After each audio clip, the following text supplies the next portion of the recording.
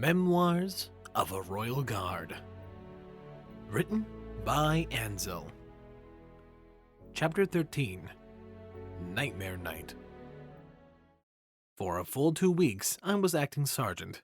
Even after the temporary replacements went home, I held on to the title.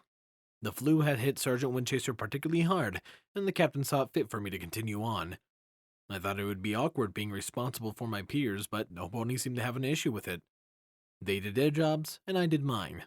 Well, Sergeant Winchester's. As a reward for my hard work and dedication, I was given a few mandatory days off. The captain was worried I had worked myself too hard. The sergeant even tore up my note about sleeping. "Extraordinary circumstances," she had said before commending me on my honesty. Oh well, I could see their point. I was standing guard quietly in Princess Luna's chambers the day before my mandatory vacation was to start. She was excited and antsy. For most of the day she had been pacing, and finally she said, "A silent night. We cannot wait for the morrow's eve." "Princess?" "Tomorrow's Nightmare Night. We have decided we shall grace the citizens of Ponyville with our royal presence and show them we are not to be feared," she exclaimed loudly. "Tomorrow?" No, tomorrow I wasn't going to be on duty. She couldn't go without me. I wasn't that I didn't trust the other house guards. I did. They weren't me, though. I was sidelined when Princess Luna wanted to go out. "Tomorrow, Princess. Perhaps it can be delayed until next week," I suggested. Princess Luna looked at me strangely. "The day has not changed in many decades, Silent Night. Didst thou not celebrate it?" "No, Princess," I replied. My father thought it was frivolous and best left for simple Ponyville farmers, but I didn't volunteer that information. "Then thou shouldst celebrate this year. Go forth on thy vacation and enjoy," she declared. "Yes, Princess," was my reply, and I meant it. That was exactly what I'd do. "You want to what?" Iridescent asked as if I was crazy. I repeated the plan calmly. Disguise myself, infiltrate Ponyville, and keep an eye on Princess Luna to ensure she is safe on Nightmare Night. "On your mandatory vacation," Iridescence reminded me. The princess said to go and celebrate. I can choose to do so in Ponyville, where I can keep an eye on her. Will you help me disguise me or not? Iridescence frowned at me, and then sighed. "Fine. I'm on duty here anyway, so it isn't like we couldn't spend some time together." She went to her footlocker and pulled out a potion. My eyes narrowed. "What is that?" I asked. Pulling the cork out with her teeth, my very special Sunpony said, "The potion that turned you into a mare. What could be a better disguise?" She had a valid point. Very few people would recognize Silent Dame. It only lasted 6 hours last time. I need it to last all night. Runic reworked it. It should last you until you take the antidote. I nodded, then paused. Wait, why do you have this? Iridescence waved a hoof at me and replied, "No reason. Mind your business." She flicked some of the potion onto my face, and then she gasped and covered her mouth. "Am I a mare?" I asked. "No," Iridescence said, trying not to laugh. I looked into Iridescence's hoof mirror and thought, Runic, my friend, you and I are going to have a talk. My face was pink and the color was spreading through my whole coat. I was still a stallion, but now I was pink. I looked like a cotton candy Silent Night. This does not work for me. The laughing started then. I went to the water basin and tried to wash the color off. That didn't work, and Iridescence kept laughing but was ultimately helpful. She took an old sheet from her trunk, used a letter opener to cut out 2 eye holes, and threw it over to me. "Good enough?" she asked. "I guess. Now I'm undercover as I can be." Lightly I pressed my sheet-covered nose to hers and added, "I'm off to protect the princess. Don't wait up." I ran out into the hall and headed for the train station. I would be there before the princess, and she would never know. Ponyville was in full swing for Nightmare Night. Evidently, local ponies took their holiday very seriously. I walked alongside the hayride to scout the area. It was hard to tell who was out of place when every pony was dressed in costume. One particular pony looked suspicious. He was dressed like a ninja and kept staring at me. Was my cover blown? The stallion approached me, and I shifted my weight into my back leg so I could leap into action. "Would you like a dance?" he asked. Oh, that was not what I had expected. Not at all, but blending in was important. I nodded at him and he led me to the open area in front of the stage. I'm not much of a dancer, but my commitment to my disguise allowed me to hold my own. I bopped up and down under my sheet while he asked me if I was from Ponyville or other similar questions. All of my answers were in the form of yes or no nod by a shake. He seemed okay with that. Once the dance was done, I excused myself and headed back on patrol. One Pegasus pony was pushing another around the storm cloud and scaring others with thunder and lightning. She thought it was funny, and, in general, it was harmless, so I let it slide. It was also around that time that the local mayor gave an address, and every pony collected in the front stage. Looking around, I spotted 2 other ponies dressed identically to me. That just seemed lazy. On the stage, the mayor greeted every pony, and introduced a zebra named Zecora. Zecora, it seemed, was going to tell the legend of Nightmare Moon. She related to the story, and I couldn't help but feeling it was in bad taste. Nightmare Moon was gone, and Princess Luna was far different a pony. Of course, I realized that it was only a story meant to frighten foals into getting easy on the candy, and I couldn't fault pony parents for that. I just wish they had come up with something new. The tale winded on, and Zecora talked to us all about the nearby forest. To my surprise, some ponies had built a monument to Nightmare Moon. That seemed silly to me, but I guess they really took the holiday seriously. Thankfully, the princess missed the retelling, and just as it ended, she arrived in her chariot in a grand fashion. She was shrouded in a robe and had 2 guards pulling her. They were dressed up like vampire fruit bats in what I could only imagine as an attempt to be festive for the evening. The costumes were clever, but, again, this didn't seem to further the impression that Princess Luna wasn't Nightmare Moon. The ponies of Ponyville and I hurriedly followed the chariot back into town. We had arrived just in time to see Princess Luna leap from it. To my surprise, the 2 guards pulling it simply flew on without her. The princess was alone. I would speak to them later about that, but thanks Celestia, I was here. The ponies of Ponyville knelt immediately and I followed suit. It would have been too obvious if I remained at attention. It may be disrespectful to say, but, in my opinion, Princess Luna came on a bit strong. In a loud royal Canterlot addressing tone, the princess declared, "Citizens of Ponyville, we have graced your tiny village with our presence so that you might behold the real princess of the night, a creature of nightmare no longer, but instead a pony who deserves your love and admiration. Together we shall change this dreadful celebration into a bright and glorious feast." Oh, princess, I thought. A pink pony dressed up as a chicken shouted something, and all the foals ran away screaming. My eyes narrowed. I recognized that pink pony. She was the one with the cannon at the gala. That caught Princess Luna's attention, and she exclaimed, "What? No, children, no! You no longer have reason to fear us. Screams of delight is what your princess desires, not screams of terror." Even I could tell that this particular event wasn't going wonderfully. The ponies were still cowering as Princess Luna offered her hoof. Even the mayor was too frightened to speak. "Very well, then. Be that way. We won't even bother with Royal Canterlot farewell," Princess Luna said before storming off. Another pony, dressed as Star Swirl the Bearded, followed after her. I got up in my position and held her at a safe distance. Creeping along in the bushes while under a sheet is not easy. Iridescence was the stealthy pony, not me. I was close enough to keep an eye on the princess, but slightly out of earshot.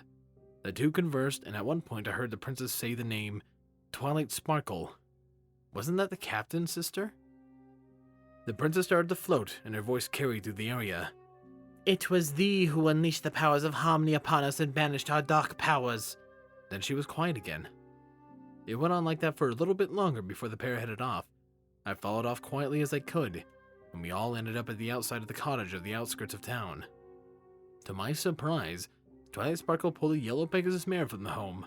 It was the same one that had been at the poster on the train station.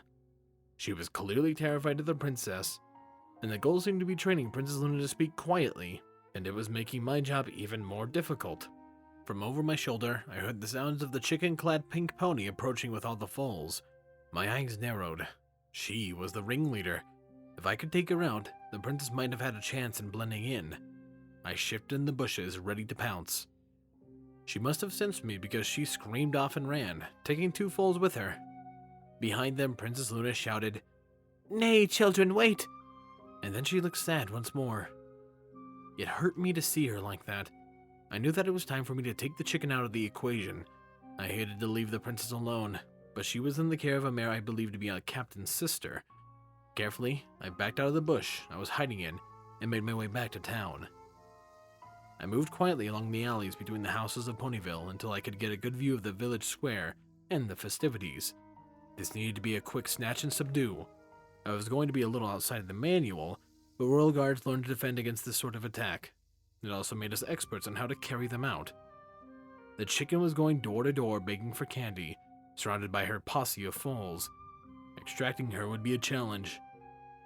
I pressed myself up against the wall of a house and hid myself in the shadows. A distraction was exactly what I needed. Something to get every pony's attention, right when the chicken passed by the opening of the alley. It was right around that time when Princess Luna returned with Twilight Sparkle. As expected, the villagers fell into the ground before the princess. This was my chance to grab the chicken. When I turned to look for her, she had somehow moved from the house next to me to the one down the street. No pony moves that fast. My plan would need to be readjusted, or so I thought. Something had suddenly changed. Princess Luna was happy, and the ponies didn't seem to fear her. I crept out from my hiding place and blended it back into the crowd. She was having fun. Everything seemed to be getting on with the right hoof. I ask thou call us... me, Luna, a fair Applejack. Hear me, villagers. All of you call me Luna, she declared. Call her Luna? That was a high level of familiarity, but the princess was allowed to make such decisions. In my mind, it was better familiarity than fear. There were smiles all around and I relaxed. What could go wrong? I thought, and I immediately regretted it. The colt that dressed as a pirate tripped forward and almost fell into an apple-bobbing tank. Princess Luna saw the danger and rescued him. Only instead of the sighs of relief, we were again met with the shrieks of the chicken. Celestia, take that chicken! The fragile bonds between the princess and her subjects broke down at that point and chaos reigned. Ponies ran in all directions with little regard to caution. It was the gala all over again. The difference this time is that Princess Luna and I were in the middle of it. I started to push my way through the crowd towards her. If I could get to her side, I could protect her. It would seem my services were not required for that night. Protecting an alicorn princess is not exactly the same as protecting any pony else. We treat them the same, and sometimes it's easy to forget that they wield seemingly endless power. And Princess Luna demonstrated that. Lightning arched across the sky, and her voice echoed in my very soul. Be still. Every pony was immediately compelled to stop and kneel before the princess. Despite all of my training, even I found myself on the ground without a second thought. It was an impressive feat of magic. Princess Luna was swift and direct with her decree. Nightmare Night was cancelled forever, and she was leaving. It was not the outcome I expected, but I didn't blame her. This night was a reminder of her dark times.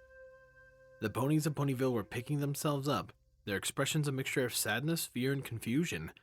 I looked on, angry that the chicken's actions had offended the princess. Alicorn or not, she had feelings too. I turned to go to find the princess, but it seemed Twilight Sparkle had beat me to the task. Perhaps she would be better able to handle the situation.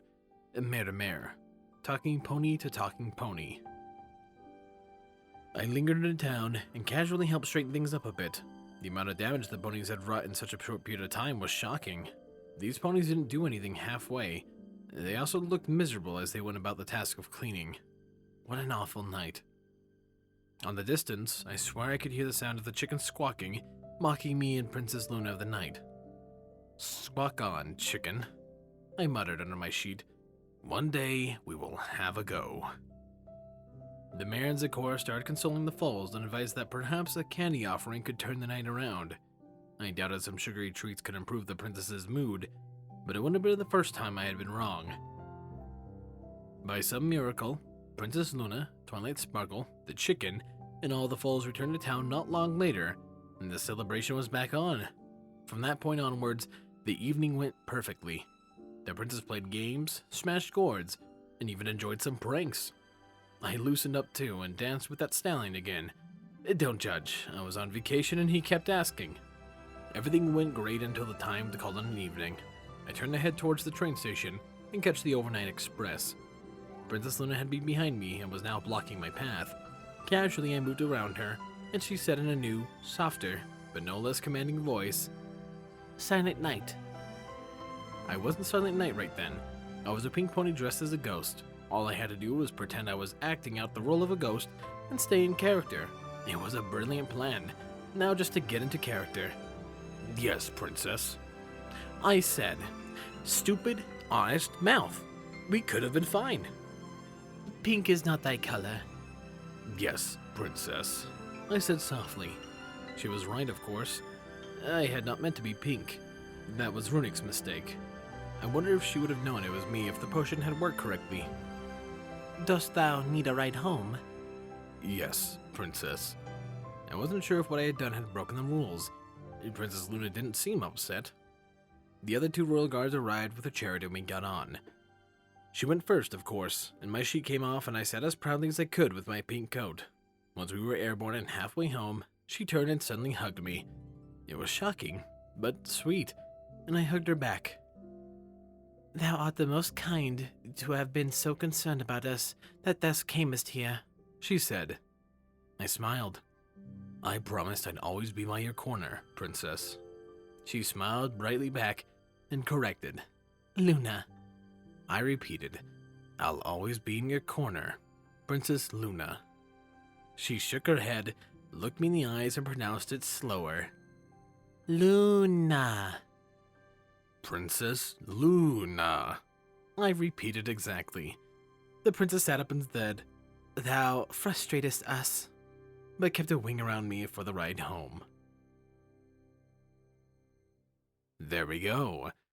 A quick one, but a really fantastic one. I love seeing a more, is the correct word humanized? Ponynized? Humanized version of Luna. I love seeing it. What else I love seeing are my wonderful Patreons. Thank you, my Tier 1 Patreons, Chase the Master, Starlight Blaze, Sword Brethren Mordred, Thine Tiny Equine, Squall Windfeather, Stewhex, and Rainflicker. My Tier 2 Patreons, Captain Blue Shadow, The Animated Ghost, Solus, HKH4 aka Texture, and of course a large thank you to Silent Titan. You guys are amazing and I appreciate your support so much, and it means a ton to me. If you want other ways to support my videos, well, your viewership is more than enough. However, liking and subscribing, and also leaving a comment down below, does mean a lot to me and helps me in the algorithm, and I appreciate it a ton. Anyways, this has been Firehearth. Have a wonderful day.